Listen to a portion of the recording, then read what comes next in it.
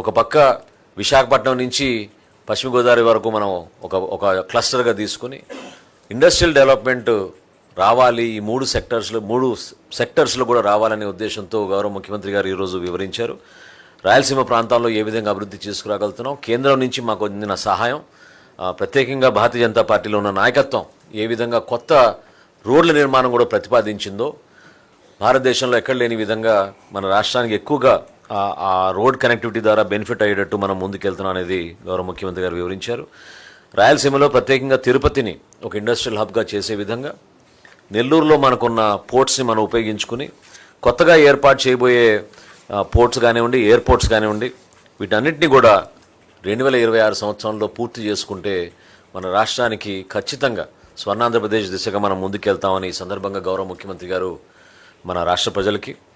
అదేవిధంగా క్యాబినెట్లో ఉన్న మంత్రులందరికీ కూడా ప్రత్యేకంగా నూతన సంవత్సర శుభాకాంక్షలు తెలపడమే కాకుండా ఒక పట్టుదలతోటి, ఒక అంకిత భావంతో కలిసి పనిచేద్దాం, రాష్ట్రానికి మరింత మెరుగైన పాలన అందిద్దాం అనే సందర్భం ఈరోజు ప్రత్యేకంగా చెప్పడం మా అందరి బాధ్యత. కాబట్టి కూటమి తరఫున రాష్ట్ర ప్రజలకి